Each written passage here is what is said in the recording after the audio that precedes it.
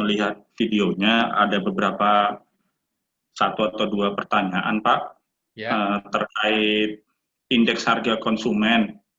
Nah, yang ingin saya tanyakan itu untuk CPI atau IHK itu untuk setiap negara, apakah barang-barang yang diindeks itu ada standarnya, Pak?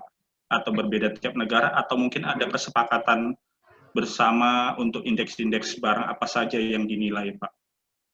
Itu satu, Pak. Kemudian yang kedua, kemarin di videonya ada Bapak informasikan untuk share GDP itu kita memakai GDP nominal ya, Pak?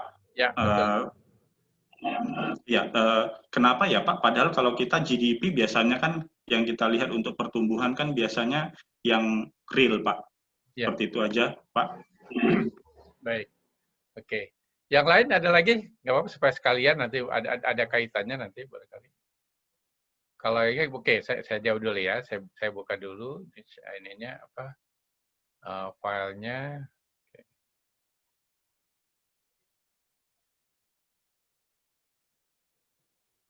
Oke, ini sudah terlihat ya filenya ya. Ya, sudah terlihat kan? Sudah, Pak. Oke. Nah, kemarin seminggu lalu juga sudah kita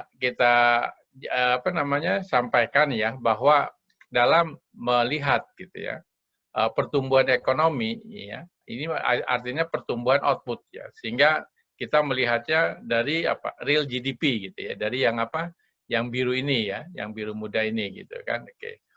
Nah, bagaimana kalau misalkan saja untuk melihat share gitu ya. Nah, kalau untuk melihat share itu misalkan gini ya, saya contohnya misalkan ada yang, misalkan saja, ini bukan datanya ya, ini adalah, nah, kalau Anda lihat misalkan saja ini share nih ya, share PDB tahun 2019 misalkan ya, ini pangsanya nih ya. Nah, kenapa kita memakai nominal gitu ya? Kalau Anda lihat yang namanya share itu berapa persen kan misalkan saja output dari pertanian misalkan terhadap total output gitu kan. Terhadap total output. Nah, itu pada tahun berapa? Nah, itu kan pada tahun yang ditanyakan gitu. Artinya pada tahun yang berlaku. Jadi pada saat itu misalkan 2019 misalkan berapa persen sih output pertanian itu pada tahun sebelumnya 2018 berapa persen sih gitu. Berarti itu persentase terhadap total pada tahun berapa? Nilai pada tahun tersebut pada tahun yang berlaku gitu. Sehingga kalau yang namanya share gitu ya, itu adalah dari tahun berlaku yaitu nominal gitu. Coba Anda lihat beberapa di publikasi BPS lah yang resmi misalkan. Kalau yang namanya pangsa itu adalah dari nominal gitu ya, bukan real. Kalau pertumbuhan memang real. Ya, karena kita pertumbuhan itu mau melihat perkembangan output kan, bukan perkembangan harga kan di situ. Nah, sedangkan kalau pangsa share gitu ya, itu adalah pangsa pada tahun tersebut, pada tahun berlaku kan poinnya kan gitu. Ya. Kalau misalkan Anda menggunakan real gitu ya, itu adalah pangsa apa? Bukan pada nilai tahun tersebut kan, pada nilai kalau dihitung harganya berdasarkan harga tahun dasar gitu. Jadi bukan nilai pada tahun yang berlaku gitu. Nah, itu logikanya gitu. Oke. Nah, kemudian apa lagi tadi satu lagi ya pertanyaannya ya. IHK Pak untuk tiap. Oke. Nah, kalau kita lihat ya perbedaannya, jadi kalau kita menggunakan perkembangan tingkat harga umum ya, bisa dengan indeks harga konsumen, bisa dengan indeks dengan GDP deflator ya. Jadi kalau indeks harga konsumen ini dari survei biaya hidup ya, dari cost of living ya. Ini sudah lama juga yang dilakukan oleh BPS gitu ya. Nah, sebenarnya ada mungkin data saya lupa tidak disampaikan di sini ya. Dalam survei biaya hidup itu juga berkembang di Indonesia itu ya mengenai data yang dikumpulkan gitu ya. data yang dikonsumsi. Biasanya dikelompokkan itu ya, mulai dari apa?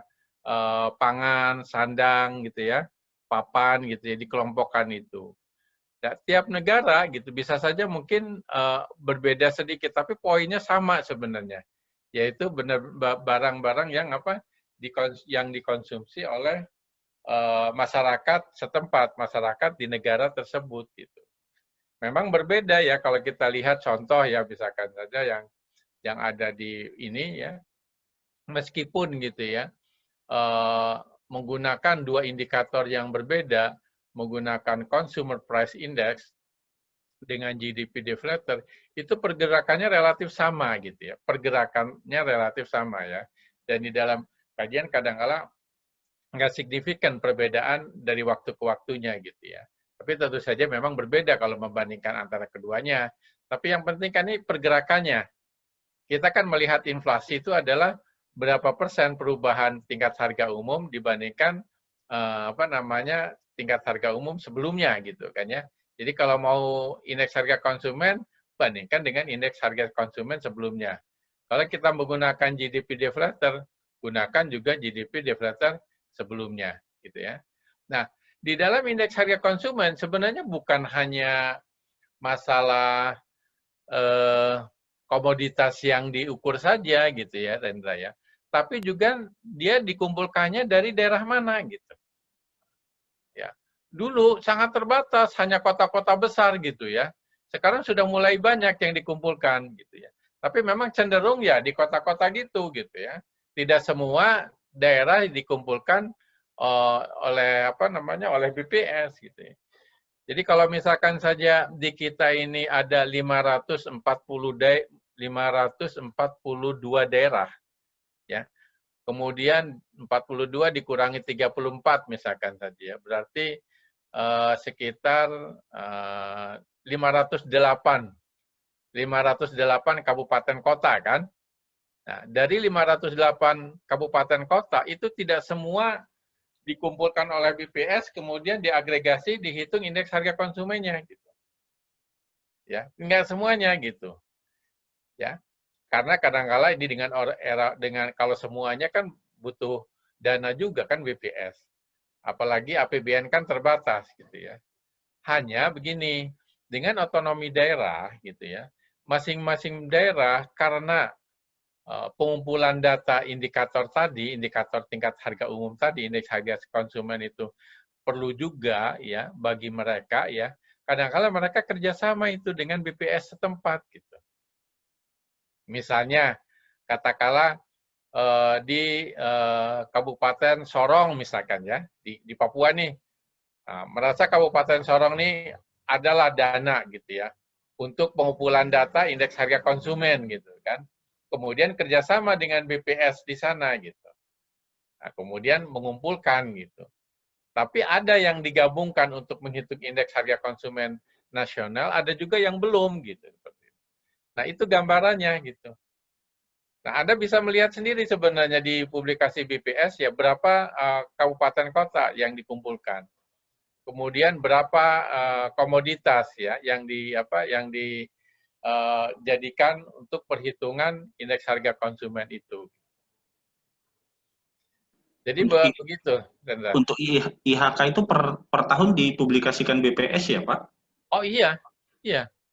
Karena mereka kalau kita mendengar istilah inflasi misalkan, inflasinya 3% ya, itu artinya 3% naik dibandingkan indeks harga konsumen periode sebelumnya gitu. Ya. Jadi yang diumumkan oleh BPS itu adalah perkembangan indeks harga konsumen ya inflasi itu. Baik, Prof. Oke, ya, itu gitu ya. Oke, ada lagi?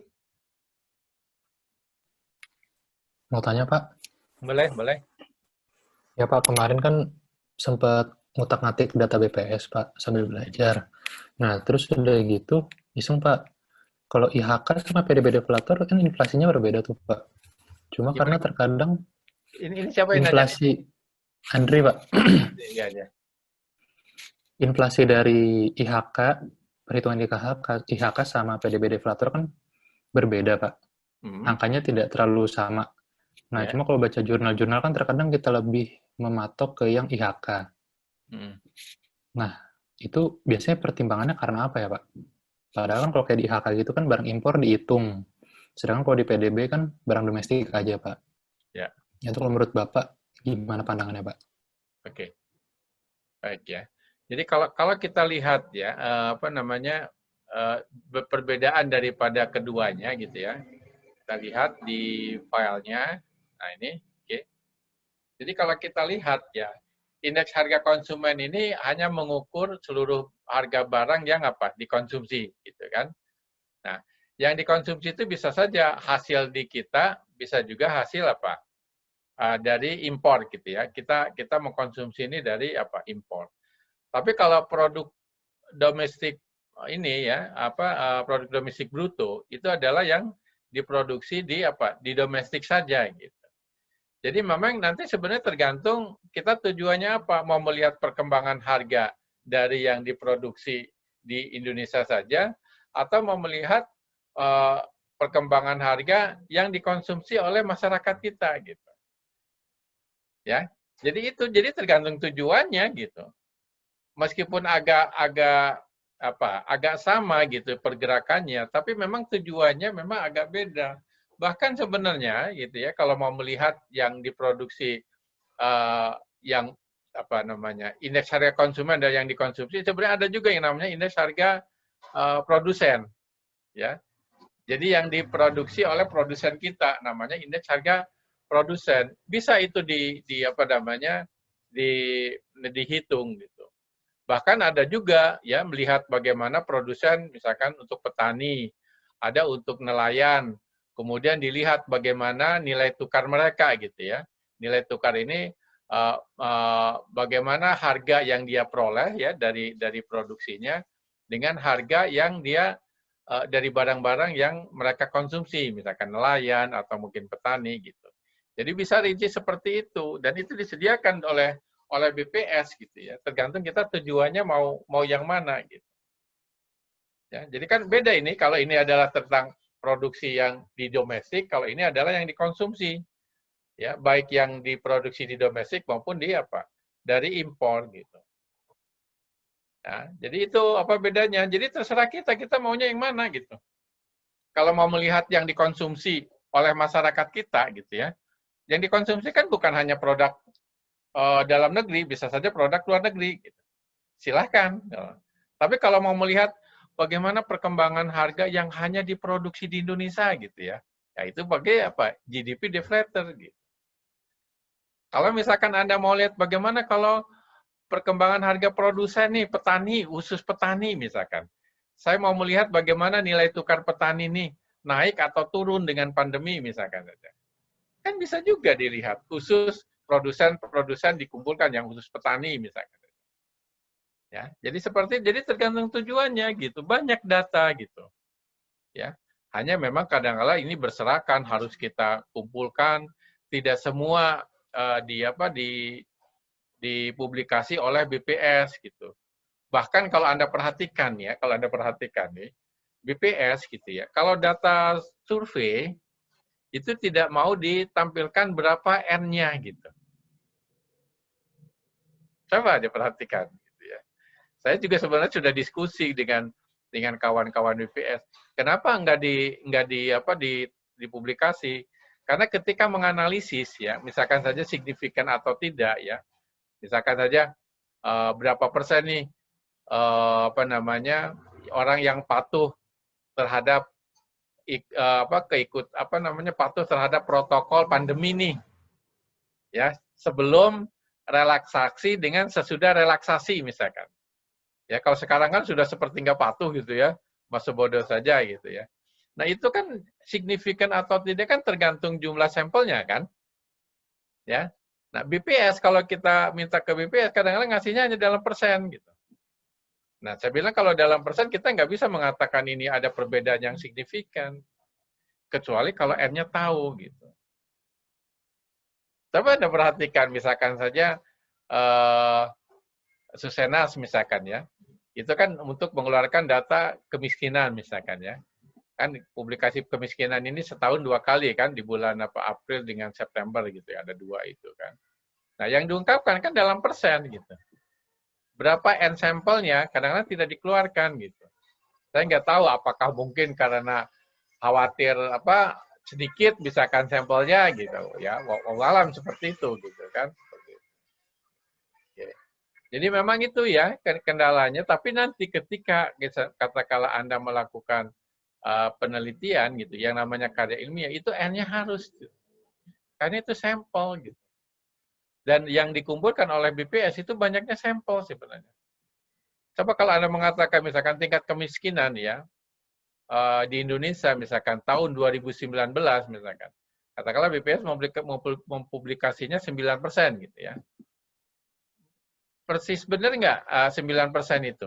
Ada kemungkinan salah nggak menurut Anda? Ada, Pak. Kan? Bisa lebih, bisa kurang kan? Nah, saya sudah sampaikan ke BPS harusnya mungkin ditampilkan juga margin error gitu. Karena sekarang ini lembaga survei ya, kan sekarang kan banyak pilkada nih gitu ya. Seringkali kan melakukan survei kemudian ditampilkan kan margin errornya kan, ya margin errornya ditampilkan gitu. Swasta saja menampilkan margin error gitu. Kenapa BPS tidak mengungkapkan margin error gitu? Meskipun katakanlah untuk internal gitu ya. Nah, kenapa? Ini perlu masalahnya gitu. Kalau menghasilkan saja tiap tahun margin error ini tiap tahun ini ternyata makin besar ya. Artinya apa kalau makin besar? Berarti kemungkinan dugaannya makin tidak reliable kan. Kalau tidak reliable, ya harusnya mungkin BPS bisa saja ada alasan untuk mengusulkan menambah dana surveinya dari APBN. Misalkan respondennya harus lebih lebih banyak begitu. Gitu. Saya pernah menanyakan juga ketika ada pertemuan itu dengan Pak Kecup gitu ke kepala BPS. Bilangnya sih katanya mau disampaikan sebagai rasa tanggung jawab kami kepada masyarakat. Pernah itu. Saya dengar sendiri langsung di dalam sesi beliau lagi presentasi GDP dengan tahun dasar 2010 waktu itu pertama kali di launching ya, tahun dasar 2010 itu. Terus saya tanyakan itu. Banyak yang sebenarnya nanti barangkali kalau misalkan di dalam kesempatan diskusi ditanyakan juga ya tentang itu ya, tentang margin error itu gitu ya. Kan ini perlu gitu untuk mengetahui bahwa akurasi dugaannya itu makin baik atau tidak gitu ya. Saya kira tahun kemarin tentang produksi beras juga kan dipertanyakan kan, ya oleh entah Pak Yusuf Kalla atau mungkin Pak Luhut misalkan saja. Nah, termasuk begini, kalau Anda ini GDP ya, GDP katakanlah real gitu ya, harusnya sama nggak dengan penjumlahan PDRB semua provinsi di Indonesia? Harusnya sama nggak? Seharusnya sama. Harusnya sama. PDRB Jawa Barat misalkan saja ya, harusnya sama nggak dengan PDRB penjumlahan kabupaten kota yang ada di Jawa Barat? Sama harusnya itu. Jadi konsisten gitu ya, dari manapun kita ngambil, apakah penjumlahan kabupaten, apakah penjumlahan provinsi, atau mungkin langsung nasional, harusnya sama gitu. Nah, saya pernah menanyakan ini juga gitu, dan dulu wakil deputi BPS yang sudah lama ya, dia menjawab pertanyaan saya juga, katanya memang pernah dicoba gitu ya, tapi nggak tahu sekarang ini gitu. Jadi kalau ada kesempatan Anda nanya nggak apa-apa gitu, sama nggak gitu. Dan kalau Anda tujukan gitu ya, apakah sama atau tidak gitu. Nah, tolong yang tugasnya mengenai GDP itu ya, tentang GDP ya, coba tolong dijumlahkan gitu kan. Nasional itu sama nggak PDRB seluruh provinsi? Kan ada 34 kan? Ya, 34 provinsi ya, kan ada tugas kelompok 1 tuh. Datanya ada kok di BPS ya, tinggal menjumlahkan saja. Supaya Anda lebih yakin juga gitu, sama enggak gitu. Kalau perlu ambil contoh juga satu provinsi saja, Jawa Barat misalkan saja. Jumlahkan ya kabupaten kota yang ada di Jawa Barat, jumlahnya sama enggak gitu. Ya, untuk ini aja, untuk yakin gitu. Kalau Anda pernah menghitung ini gitu ya. Nanti mungkin ketika diskusi atau apa ingat tuh ya. Kalau ada pernah melakukan ini. Tapi kalau nggak melakukan jadi lupa dari sana. Oke? Ada lagi pertanyaan? Pak, izin bertanya, Pak. Ya. Pak, jadi sebenarnya saya kemarin sempat ada ini sih waktu buka videonya. Jadi sempat ada terlintas tentang para pedagang barang second, Pak. Jadi kan kalau di Indonesia sendiri itu marak sekali perdagangan barang second, misalnya kayak baju bekas, bahkan juga kadang kita itu harus sampai mengambil, kalau di Batam tuh Pak, harus sampai mengambil dari Singapura seperti itu kan Pak ya. Nah sebenarnya kan kalau untuk barang second itu sendiri, dia tidak masuk dalam komponen GDP ya Pak ya, karena memang dia barang bekas, apalagi itu sepertinya impornya ilegal juga seperti itu kan. Nah, cuman kalau dari sisi tenaga kerja sendiri itu kan sebenarnya mereka bisa dikatakan bukan pengangguran, Pak. Karena biasanya mereka berdagang itu kalau di Indonesia kan dia minimal 1 jam itu tidak dikatakan pengangguran gitu kan, bekerja. Nah, itu sebenarnya kalau di kita sendiri Pak gimana menyikapi itu Pak? Angka pengangguran kita kecil, tapi GDP kita itu tidak termasuk dari penjualan barang-barang second tersebut, Pak. Seperti itu sih, Pak. Terima kasih. Oke. Nah, sekarang gini, yang perlu dipisahkan juga ya, yang barang second itu, apakah barang second produk Indonesia atau bukan, gitu ya. Kalau produk Indonesia, memang itu tidak dihitung kan, tidak dihitung dalam PDB, tidak dihitung dalam GDP. Karena itu sudah dihitung ya ketika produk itu diproduksi pertama kali, gitu ya. Oke? Ketika dihitung produk itu pertama kali baru dihitung dia. Tapi ketika dia jadi barang kemudian dijual lagi itu lain, itu tidak masuk ke ke GDP gitu kan, seperti itu ya. Dan ini sebenarnya analog juga ya dengan misalkan gini, misalkan saja Glaze ini misalkan bosnya perumahan misalkan ya, membangun rumah nih. Ya, ketika membangun rumah tahun 2020 gitu ya, itu dihitung kan? Dihitung gitu ya. Tapi kadang-kadang ketika dihitung nih gitu ya, itu kan dikreditkan gitu ya. Terus tiba-tiba macet gitu kan, itu yang dulu terjadi di Amerika itu ya, yang gara-gara itu banyak yang macet, akhirnya terjadi krisis juga kan waktu itu. Nah, sama juga di sini gitu. Kalau misalkan dikreditkan ternyata macet, atau misalkan saja rumah itu tidak terjual gitu. Itu kan jadi masalah juga gitu ya. Rumah itu tidak terjual, jadi krisis gitu. Ternyata penyebabnya adalah dari apa? Sektor perumahan itu gitu. Tapi ketika dia diproduksi di tahun 2020 misalkan, itu dihitung, wow, tinggi sekali gitu kan pertumbuhan. Tapi ketika tahun depan yang untuk dijual misalkan saja, tapi dia tidak laku misalkan, dilaku paling mungkin kurang dari 50% gitu ya. Jadi bisa seperti itu kalau produk dalam negeri. Nah, sekarang bagaimana kalau bahan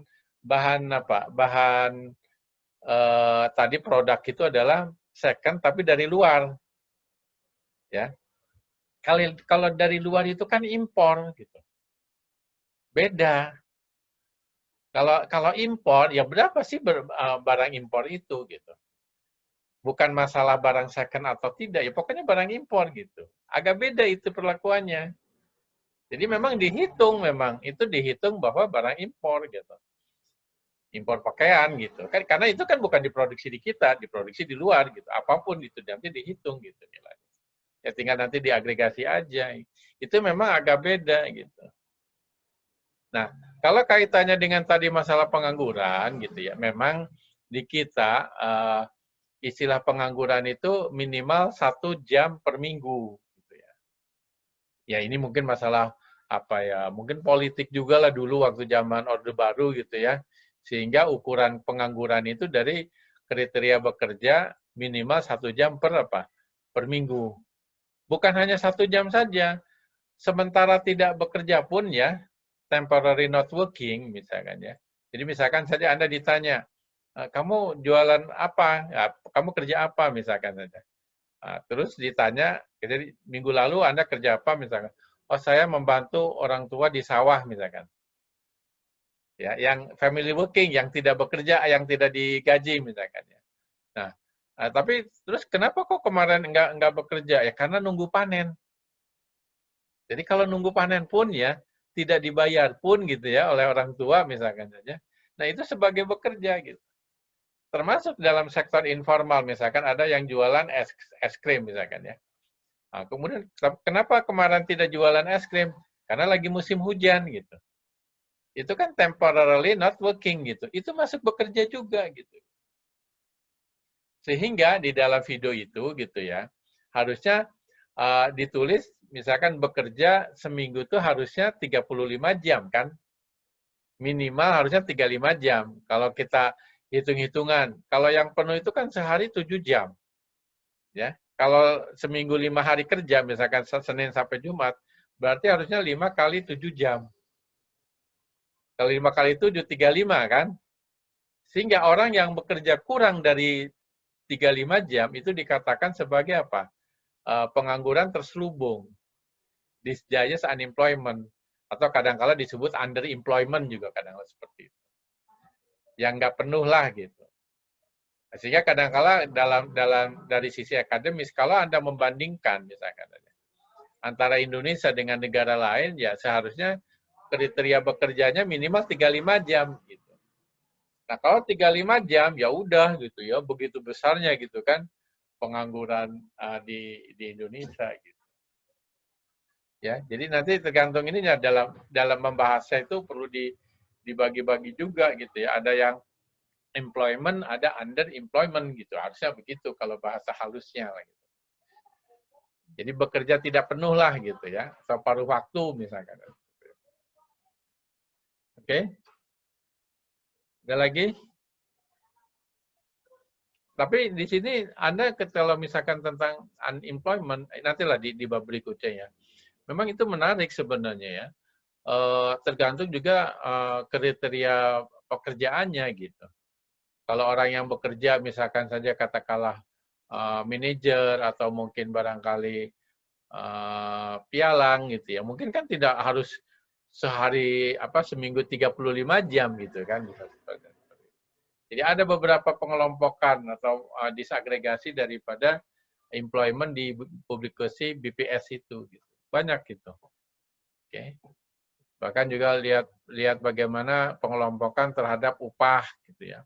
Mulai dari 100.000 per bulan, 500 sampai 2 juta ke atas gitu kan itu. Itu juga menarik kalau dilihat gitu. Oke. Nah, yang menarik lagi gini ya, mungkin karena terkait dengan masalah unemployment tadi gitu ya. Era disrupsi, lupa saya nggak masukkan itu BPS.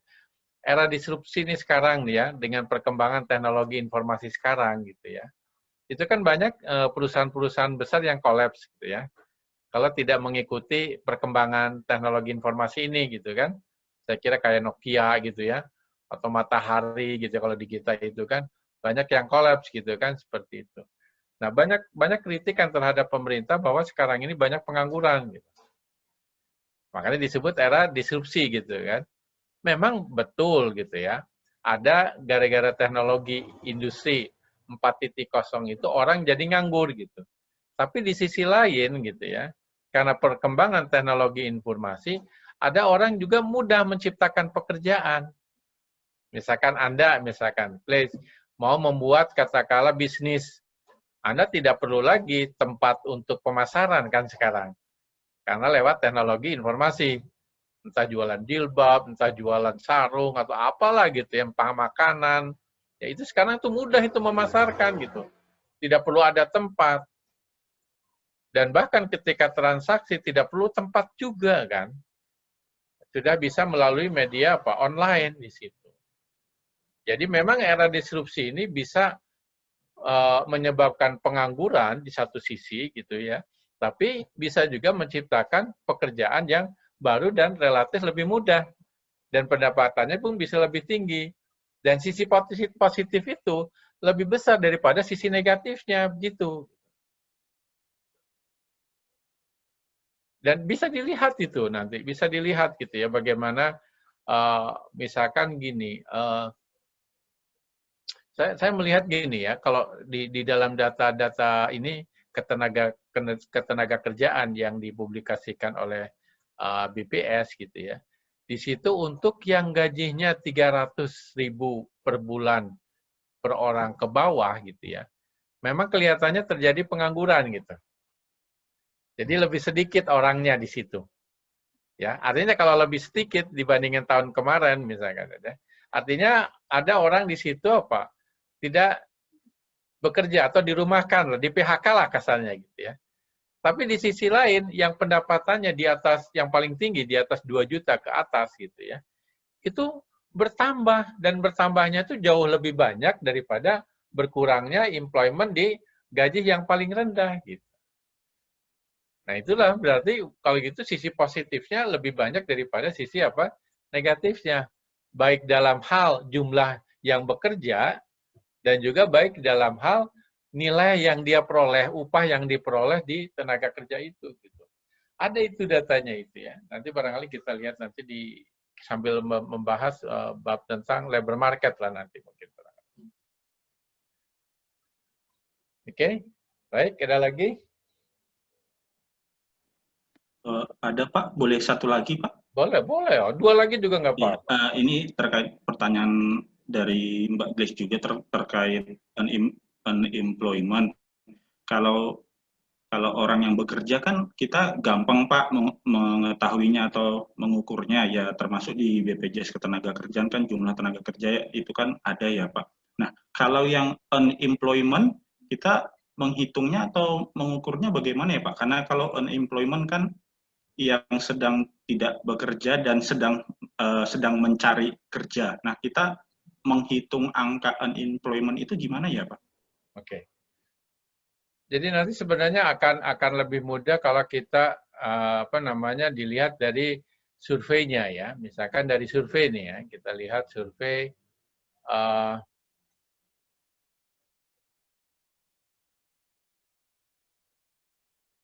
mengenai ketenaga kerjaan ya.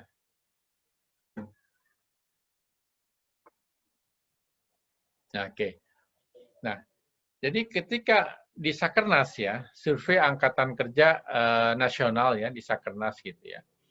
Nah, ini nanti ada data orang yang bekerja gitu ya. Oke. Dan orang yang bekerja ini ada yang dia memang sedang bekerja, ada yang sementara tidak bekerja. Yang tadi itu ya, orang yang nunggu panen karena hujan gitu ya, sehingga nggak jualan es krim gitu ya, seperti ini ya. Yang ini pencari kerja ini ya, ini unemployment ya, bukan berarti dia diam saja, dia sedang mencari pekerjaan gitu. Nah, ini di dalam Sakernas ini ketangkap juga nih. Ya. Ketangkap juga ini pencari kerja. Dan nanti ditanyakan di dalam Sakernas gitu ya. Jadi agak sekarang udah lebih detail, apakah dia sedang mencari pekerjaan atau dia sedang mempersiapkan usaha gitu ya. Atau dia merasa tidak mungkin mendapatkan pekerjaan, dia mencari nih, kayaknya nggak mungkin nih, udah hopeless di situ ya. Kemudian ada yang sudah punya pekerjaan ya, tapi belum mulai bekerja gitu. Dan satu lagi di sini sebenarnya di dalam Sakernas itu gitu ya. Sakernas ini kan ada penduduk usia 15 tahun ke atas. Di samping angkatan kerja gitu ya, bisa juga ketangkep yang bukan angkatan kerja nih. Nah, nanti di sini ada tiga kelompok nih. Ada pengangguran, ada yang bekerja ya, unemployment, ada employment, ada apa? Not in labor force gitu ya, bukan angkatan kerja ya. Nah, di sini ada tiga ini, ada yang dari sini langsung bekerja, ada yang dari sini mencari pekerjaan, ada juga yang mencari pekerjaan kemudian pindah ke bukan angkatan kerja. Jadi kalau yang ini nih merasa tidak mungkin mendapat pekerjaan, bisa saja dia akhirnya hopeless, artinya udahlah lebih baik ngapain capek-capek misalnya gini.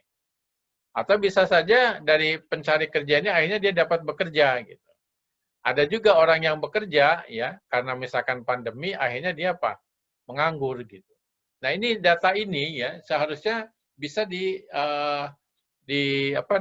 dikumpulkan juga ya, bagaimana perpindahan dari satu kelompok ke kelompok lain ya dalam tiga kelompok ini. Ada sebenarnya di BPS ya, di waktu itu pernah saya dapatkan dulu ada tugas untuk mahasiswa BPS, ini mengumpulkan data ini. Jadi begitu, jadi bisa ketangkap 3 kelompok itu gitu ya. 3 kelompok tadi bisa tertangkap gitu. Ya, ada yang apa bukan angkatan kerja, ada yang angkatan kerjanya ini 2, bekerja dengan pengangguran gitu. Employed person dengan unemployment gitu. Jadi begitu Rendra, ya. Di dalam Sakernas ini ketangkap gitu ya. Sehingga ada bisa dihitung gitu ya. Hanya memang biasanya langsung persentase itu langsung dikalikan dengan N-nya gitu kan secara total gitu. Dan itu sampel ya, Sakernas itu sampel ya. Jangan lupa, kalau sampel harusnya kan Anda nanti belajar Anda ngambil ekonometrik kan ya? Oke. Nanti kita lihat nanti dugaan itu ada yang apa? Istilahnya dugaan selang. Ya, ada batas minimum, ada batas apa? Maksimumnya gitu kan. Harusnya mungkin BPS pun seperti itu gitu untuk mengetahui akurasinya makin lama makin bagus atau tidak gitu ya. Selang kepercayaannya makin sempit atau tidak gitu. Begitu gitu. Oke, ada lagi? Pak mau nanya Pak. Boleh, Krisna. Tadi kan Bapak dijelaskan bahwa saya ada baca di buku Pak tentang terkait hukum Okun. Nah di situ dijelasin bahwa pertumbuhan ekonomi yang tinggi maka akan menyebabkan jumlah pengangguran akan menurun. Nah tapi kan Pak kalau zaman sekarang kan Pak seperti Bapak jelaskan tadi adanya teknologi. Jadi pertumbuhan ekonomi juga tetap bisa meningkat karena ada teknologi, tetap ada output, tapi jumlah pengangguran juga bisa meningkat Pak karena tergantikan dengan teknologi tadi. Nah jadi menurut Bapak berarti Okun Law itu untuk zaman sekarang masih bisa kita gunakan nggak sih Pak? Oke, sebenarnya ini perlu hati-hati istilah yang digunakan ini juga ya.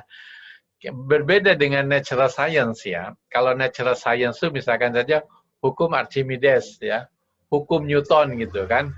Itu jelas kan istilahnya. Bagaimana kesalahan dari prediksinya itu sangat kecil gitu kan. Ya, karena memang waktu penelitiannya juga mengukurnya benar-benar jelas gitu ya, persis gitu ya. Tapi gitu ya, data yang digunakan ketika mengembangkan ya hukum Okun itu kan data yang seperti yang sedang kita bahas ini gitu ya. Banyak data sampel gitu kan. Nah, kemudian ya kemarin kita bahas juga bahwa adanya pertumbuhan belum tentu itu menyebabkan penganggurannya apa? Turun. Ya, bisa saja katakanlah pertumbuhan output naik ya. Ya, karena memang angkatan kerjanya juga nambah misalkan saja. Ya, bisa saja kan seperti itu gitu.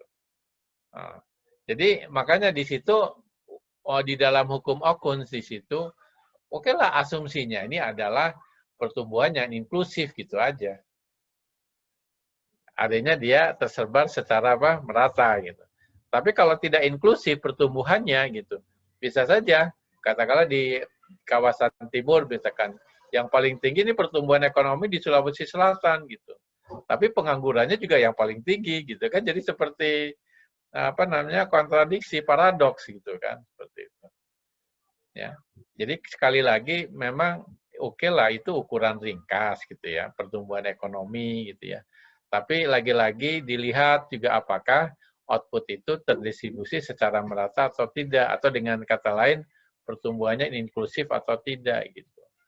Dan hukum Okun itu gitu, kalau kita analisis tiap negara bisa beda itu. Coba misalkan, jangankan tiap negara bisa beda, di Amerika pun gitu ya, yang dianalisis periode waktu yang berbeda bisa juga beda itu gitu. Istilahnya nanti apa slope-nya itu, ya koefisiennya itu. Gitu. Artinya berapa persen, misalkan berapa persen penurunan pengangguran jika pertumbuhan naik 1% gitu ya. Itu angkanya bisa beda itu, atau elastisitasnya lah gitu ya. Itu bisa beda antara satu negara dengan negara lain, antara waktu di dalam satu negara pun bisa beda. Karena kan yang mempengaruhi itu kan banyak gitu. Kemarin kita lihat ya dari sisi apa misalkan GDP itu kan banyak dilihatnya. Bisa dari sisi apa? penggunaan gitu kan bisa berbeda itu ya antara household misalkan ya, rumah tangga, perusahaan, pemerintah dengan sektor luar negeri itu bisa beda gitu ya, komposisinya itu perubahannya bisa beda, termasuk juga dilihat dari sisi produksi misalkan ya, beberapa sektor itu juga bisa memberikan pengaruh yang cukup besar gitu. Dan perubahan sektor, perubahan antar penggunaan itu tiap tahun bisa berbeda itu. Kalau bisa berbeda, artinya kemungkinan hukum Occurrence pun dinamis gitu kan. Ya, bisa berubah dari waktu ke waktu dalam satu negara. Jadi Anda jangan berpikir yang namanya hukum Occurrence itu stabil gitu ya. Bukan hanya hukum Occurrence aja, ada yang namanya kurva Phillips juga kan itu ya. Ya, antara pengangguran dengan apa? Kurva Phillips antara pengangguran dan apa? Inflasi gitu. Ya, seperti itu. Itu juga apa namanya? Makanya hati-hati ya kalau kita belajar di dalam ilmu ekonomi itu hanya melihat dua variabel. Karena yang mempengaruhi ini banyak sekali faktornya gitu. Tapi biasanya orang ekonomi ya cukup berani lah kalau ngomong gitu ya. Dari dua variabel aja langsung disimpulkan berat gitu ya. Tapi memang itulah ekonom tuh biasanya seneng kan ngomong yang agak sedikit bombastis luas gitu. Apalagi kalau kayak gini kan biasanya laku sama media kan, langsung ditulis gitu kan. Udah lah gitu. Tapi ternyata banyak gitu. Coba Anda lihat di akhir tahun ya, wah para ekonom meramal tahun depan begini ya. Tapi ternyata apa? Salah semua. Bahkan untuk 2020 gitu ya. Sama sekali kan 180 derajat yang diramalkan di akhir tahun kemarin kan. Gitu. Oke, ada lagi? Jinanya, Prof. Boleh, silakan, Rafa. Nah, ada dua pertanyaan, Prof. Pertama terkait dengan PowerPoint di slide 12. Kan ada tabel input output untuk PDRB ya, Prof. Kurang ngertinya sih terkait cara baca tabelnya, Prof. Di sana kan ada 3 penentuan PDRB. Masih agak bingung sih, Prof, terkait dengan komponen-komponen yang ada di dalam tabelnya. Terus yang kedua, terkait di slide 16, pembahasannya tentang pertumbuhan ekonomi menurut sektor di Indonesia. Kan ada sektor primer, sekunder, tersier. Terus di bagian bawahnya ada pernyataan penolakan Bank Luar Negeri terhadap surat pemberitahuan kredit Bank Nasional. Itu maksudnya gimana, Pak? Wah, yang terakhir nggak jelas ya tadi suaranya. Oke, yang pertama aja dulu ya. Oke, ini tabel input output ya. Ini Anda mungkin akan diberikan lebih detail kalau Anda mengambil mata kuliah regional economics ya, ekonomi regional ya. Oke. Atau mungkin barangkali di beberapa mata kuliah seperti ekonomi pembangunan, development economics juga mungkin akan dibahas di situ. Jadi di sini ya ada bagaimana keterkaitan antar sektor di sini ya, sebagai input dan sebagai output di sini nanti ya. Ini input output kan I/O misalkan. Input pertanian digunakan output pertanian, output industri, output jasa gitu ya. Ini keterkaitannya. Ya, dan ingat di dalam tabel input output ada asumsinya. Jadi setiap model ada asumsinya. Asumsinya adalah fixed proportion gitu ya. Ya, jadi jumlah output dibagi input itu selalu sama gitu. Nah, dalam praktek kan belum tentu sama juga kan. Ada hukum diminishing return dan seterusnya gitu ya. Nah, ini dari sisi ini keterkaitan antar sektor ya. Kemudian masing-masing sektor ini juga terdistribusi income-nya. Ada untuk upah dan gaji, surplus usaha, penyusutan, dan seterusnya gitu ya. Jadi bisa dari sisi tadi jumlah permintaan akhir ya, dari sisi juga dari sisi pendapatan gitu kan. Nah, nanti jumlahnya sama. Kalau ini 290, ini juga dari 370 karena ini adalah termasuk juga import, berarti harus dikurangi import nih. Dan yang lebih lengkap lagi di tabel I/O itu, ini juga bisa diuraikan, bukan hanya impor saja sebenarnya. Ada C, ada investment, ada juga government expenditure. Hanya ini tidak diungkapkan karena terlalu sempit ya kalau misalkan dimasukkan di sini. Jadi bisa dari sisi penggunaan, bisa juga dari sisi produksi gitu ya. Ini bisa dari sisi produksi, bisa juga dari sisi pendapatan. Itu yang namanya tabel input dan output. Jadi lengkap ini input output ini gitu. Hanya dipublikasinya tidak tiap tahun. Begitu ya untuk input output itu. Jadi paling tidak kemudian yang dipublikasikan pun ya tidak tiap daerah gitu. Nasional gitu. Ya, kemudian ada yang namanya metode RAS dari rasanya kemarin kawan-kawan dari IE pun ada seminar tentang input output itu dengan kerjasama dengan BPS itu. Ya, tapi sekali lagi ini adalah model matematik dengan asumsi-asumsi yang cukup ketat juga gitu, yaitu diantaranya fixed proportion gitu, fungsi Leontief lah kalau Anda belajar di mikroekonomi nanti. Gitu. Itu adalah tentang input output. Yang pertanyaan terakhir tadi nggak jelas nih suaranya tadi, Lafem. Ulangi lagi suaranya. Ya, Prof. Tadi kan di slide nomor 16, Prof. Kan ada pembahasan tentang laju pertumbuhan ekonomi di berbagai sektor. Di bagian something PowerPoint-nya ada bahasa ini, Prof. Penolakan bank luar negeri terhadap surat pemberitahuan kredit Bank Nasional. Itu maksudnya gimana, Prof? Ya?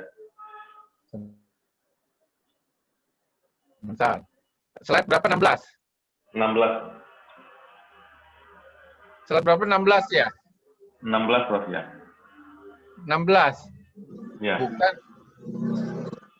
Kalau 16 yang ini? Iya, di kanan bawahnya, Prof. Yang ini? Ya, yang bahasa di penjelasan yang kanan bawahnya.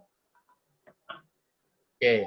Enggak, ini sebenarnya bukan tulisan saya nih. Ada PR mahasiswa orang BPS, dia menuliskan seperti ini gitu ya. Bukan tulisan saya ini.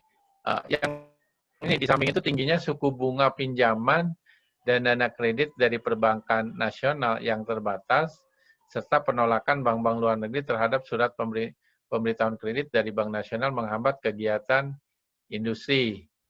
Oh, ini cerita mungkin barangkali pada waktu itu gitu ya, mungkin barangkali bunga pinjaman dan dana kredit dari perbankan ini terbatas, bunganya tinggi gitu. Itu saja mungkin barangkali terkait dengan ini mungkin ada kaitannya dengan waktu kondisi krisis ini ya.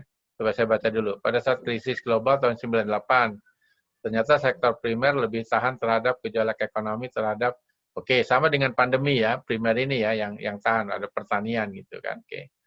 Nah, angka tersebut jauh lebih baik dibandingkan sektor sekunder dan tersier.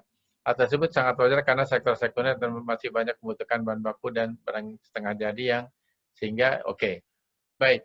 Jadi gini, ini cerita yang diceritakan ini masa krisis ya, yaitu dalam hal itu Krismon dulu ya. Jadi Anda bayangkan ya, kalau tingkat inflasi aja tinggi ya, kita lihat kemarin tingkat inflasinya berapa persen ini untuk dalam kasus itu. 87 ya kemarin ya, 78 atau 78 ya, waktu Krismon ya, 78. Coba lihat ini. Oh, bukan di situ. Inflasi. Bentar.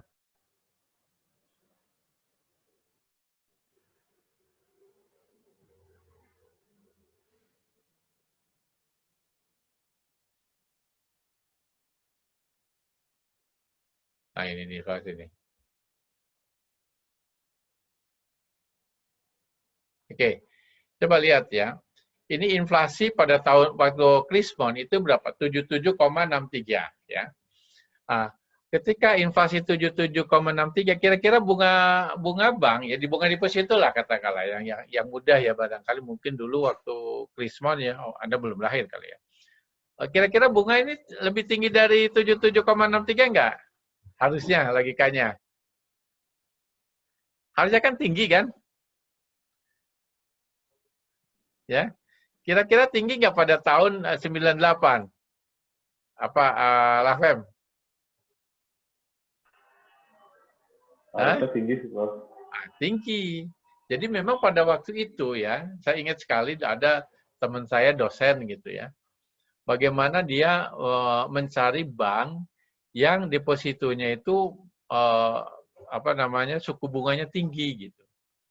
Jadi dulu ya waktu Krismon ini itu mulai awalnya 40% ya, 40% naik lagi gitu ya. Jadi saling berlomba naik-naik nih antara satu bank nih.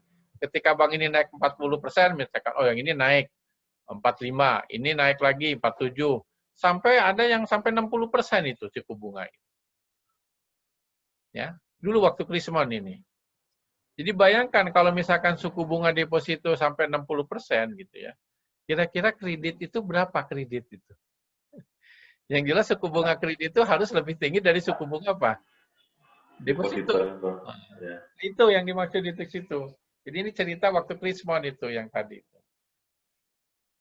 Ya, nah, tapi memang inilah nanti mungkin Anda nanti di dalam mikro diceritakan tentang prisoners dilemma game, ya permainan dilema narapidana gitu. Jadi kalau tidak ada kerjasama antar dalam hal ini kan antar bank nih, nah itu bisa naik, makin lama makin tinggi dan akhirnya bank apa tidak bisa menyalurkan likuiditasnya nih gitu ya. Sudah si bunganya dia membayar 60%, tapi ini siapa yang mau meminjam dengan bunga di atas 60% gitu kan? Nah, itu kan jadi macet gitu kan akhirnya. Industri nggak sanggup itu pinjam di bank dengan bayar apa bunga kredit yang tinggi gitu kan. Nah itulah yang namanya prisoners dilemma game. Akhirnya mereka koordinasi antara bank itu. Oh kalau gitu nggak bisa nih kalau kita saling bersaing menaikkan suku bunga. Baik. Mereka kerjasama, suku bunga ini boleh ada batas minimum, ada batas maksimumnya yang bisa dipilih oleh asosiasi perbankan waktu itu gitu. Nah ini mungkin barangkali Anda mungkin dibahas lah mungkin dalam prisoners dilemma game di mikroekonomi, mungkin mikro 2 kali belajar tentang game teori ya, game teori. Pernah mendengar nggak istilah prisoners dilemma game? Belum ya. Nah, poinnya prisoners dilemma game, tapi sering ini ya kita mendengar istilah ini. Jadi gini, kalau tidak ada trust, kalau tidak ada koordinasi gitu ya, itu nanti mereka bisa saling tidak percaya tuh. Naikkan, yang satu naik, dia nggak mau kalah bank satunya, naik lagi gitu. Ya, kayak misalkan pesawat terbang dulu ya, tiket nih, dimurahin. Wah kalau dimurahin, saya juga dimurahin terus. Murah-murah, akhirnya murah sekali kan. Padahal nyawa taruhannya nih ya. Tapi akhirnya asosiasi maskapai penerbangan ya koordinasi lagi. Bolehlah naik turun asal ada batas yang wajar misalkan. Jadi begitu. Jadi kalau tidak ada trust, tidak ada koordinasi, berarti mereka terperangkap dalam prisoners dilemma game gitu kan. Nah, itu nanti dibahas itu di mikro itu biasanya mikro 2 mungkin barangkali. Ya, oke. Baik, ada lagi? Cukup? Jadi detail nih.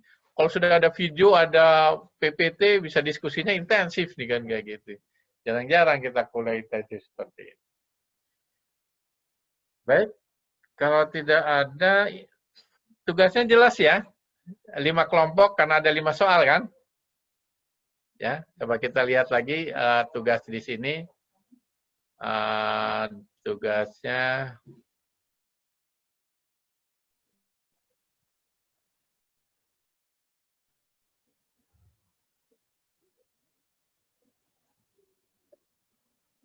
ini. Oke, jadi ini ya, ada 5 ya. Oke. Kalau misalkan saja tadi ada pertanyaan dari siapa ya tadi itu ya? Dari Grace ya, tentang hukum akun itu siapa tuh tadi yang nanya hukum akun tuh? Krisna, Pak. Oh, Krisna. Boleh saja, kan Anda gini, nanti kumpulinnya kan, nanti dikumpulin dalam satu file Excel gitu kan, ini dikumpulkan gitu, seriesnya gitu kan. Kalau mau Anda menghubungkan dengan variabel lain gitu, silahkan saja. Misalkan, saya mau pengangguran dengan apa? Pertumbuhan, misalnya nomor 3 dengan nomor 1. Benar nggak nih hukum akun gitu. Dan kadang-kadang tidak linear tuh. Kalau tidak linear bisa berubah itu ya, yang namanya hukum Okun ya. Jadi hati-hati ini. Nah, silakan saja kalau Anda misalkan nggak puas, Pak, nggak puas saya kalau hanya cerita satu sebelum dan sesudah, mau menghubungkan dengan variabel lain, ya silahkan. Baik, kalau tidak ada pertanyaan, saya kira cukup ya. Prof, mau tanya, Prof? Oh, silakan. Yang pertama terkait tugas, Prof. Ini time series-nya dari tahun berapa sampai berapa, Prof? Saya bilang makin lengkap, makin serisnya makin panjang, makin bagus. Supaya Anda melihat bagaimana perkembangannya itu, cerita bisa lebih banyak. Gitu. Tapi yang penting intinya, kira-kira sebelum dan sesudah masa pemerintahan sekarang gitu. Oke? Mas satu lagi, Prof. Boleh, Prof? Terkait resesi, depresi, sama krisis, Prof. Iya. Nah, kemarin kan sempat baca-baca jurnal juga, Prof, terkait depresi sama resesi. Nah, di jurnal itu disebutin, dia ngebandingin antara depresi, The Great Depression tahun 1930 sama resesi tahun 2008.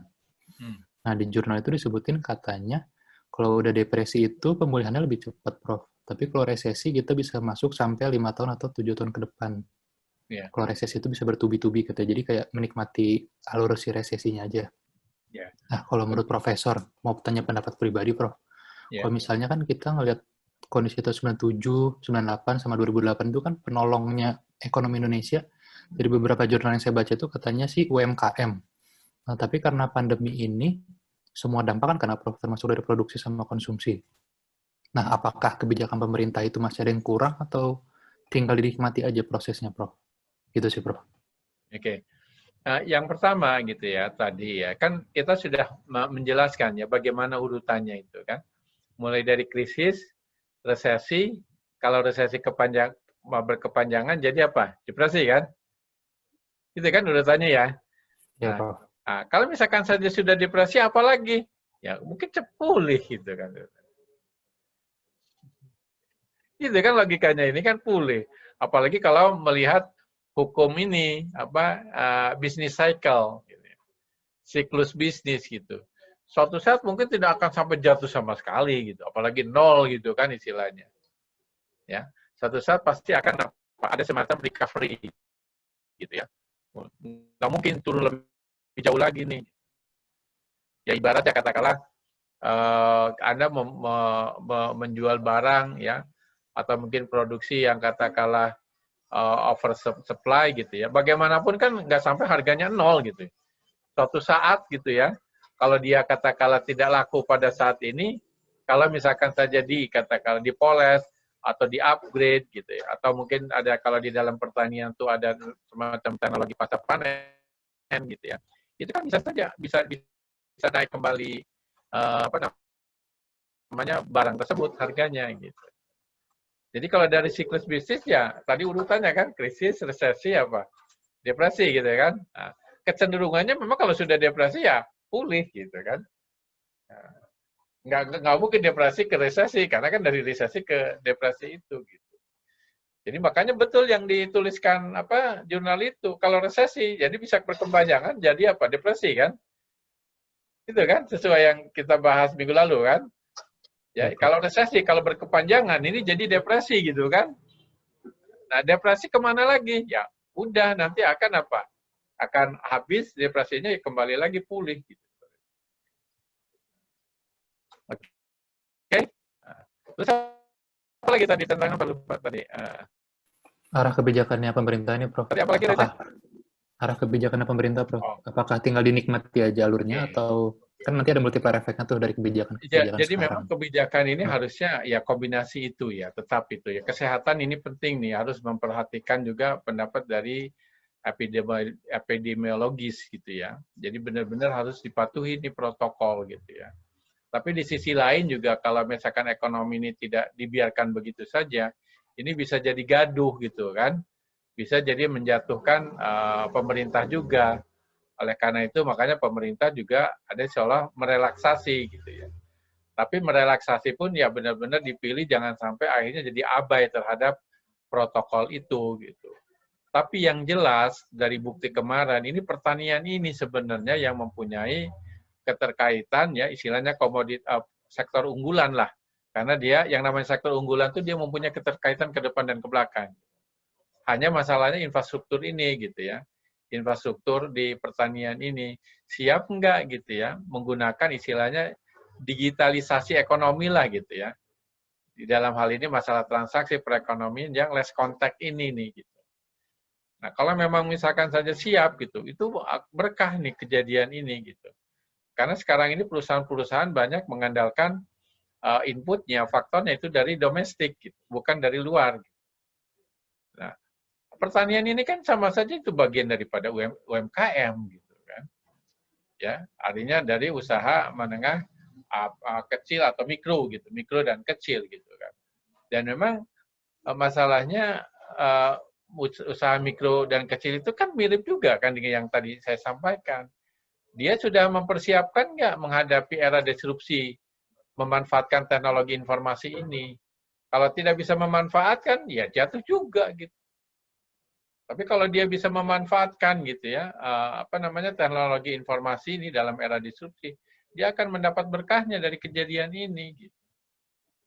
Ya, sebenarnya yang berbisnis ya, gabung dengan Tokopedia, ya Shopee, Bukalapak itu kan banyak UMKM itu sebenarnya itu. Dan itu memang perlu dibantu juga gitu ya. Nah sekarang bagaimana supaya UMKM ini bisa mengembangkan usahanya? Ya lewat kredit yang dimudahkan gitu ya. Atau mungkin barangkali pajak pun gitu ya. Jangan terlalu tinggi. Kan ada batasannya pajak itu. Kalau UMKM kan sangat rendah itu kan pajaknya. Dari omset sekian miliar hanya 0,0% lah, 0, berapa gitu pajaknya. Nah, itulah yang dibantu ini. Hanya masalahnya sampai sekarang itu bukan hanya UMKM ya, termasuk program-program lain subsidi juga masalah presisi datanya ini yang masalahnya nih gitu. Kelihatannya sampai sekarang pemerintah itu datanya belum seperti yang kita harapkan. Dan dalam era otonomi daerah semua ini tergantung daripada pemerintah daerah gitu. Kalau pemerintah daerah ini katakanlah benar-benar serius gitu ya mengikuti arahan Pak Jokowi gitu ya, seharusnya dia menindaklanjuti datanya itu berapa sih yang harus dibantu misalkan ya, yang kena dampak daripada pandemi ini gitu, yang ini yang perlu untuk dapat PKH, subsidi dan seterusnya. Tapi banyak gitu ya yang kelihatannya ya bukan santai-santai, takut salah atau apa, atau mungkin juga secara tidak langsung seperti sengaja apa. Dananya tuh diendapkan dulu gitu ya. Karena kan kalau diendapkan lumayan per bulannya itu ya. Misalkan kalau melihat dari sisi negatifnya seperti itu. Dampak daripada penyerapan anggaran yang lambat gitu. Kan lambatnya, kenapa lambat? Ya, kemudian di mana disimpannya? Di bank juga kan. Oke? Jadi memang dalam era otonomi daerah ini tidak sama seperti dulu zaman Orde Baru ya. Tergantung bagaimana sinergi daripada pemerintah pusat dengan pemerintah daerah. Nah, nggak usah jauh-jauh lah. Raja kan kemarin mendengar juga data dari pusat dengan data daerah, jumlah kasus yang kena positif seringkali beda ya, Reza? Mungkin nggak itu yang itu? Aneh juga kan, padahal sebenarnya pusat itu kan datanya dari daerah. Berarti sinerginya kan kurang ya. Harusnya sebenarnya mudah gitu. Kalau misalkan saja data sepakat nih antara pusat daerah. Oke, hanya sampai jam 4 akumulasinya. Kirim ke pusat. Kalau ada data kasus baru jam 4 lewat 1 menit misalkan. Ya nggak usah ditambahkan lagi. Itu untuk diakumulasi di hari berikutnya. Nah inilah sebenarnya penyebab kenapa data pusat dan data daerah suka beda begitu. Gitu. Entah disengaja atau entah nggak disengaja gitu seperti itu. Dan bedanya kadang-kala bukan hanya 1-2 orang, 1-2 kasus kan, bisa puluhan itu antara data pusat dan daerah. Oke?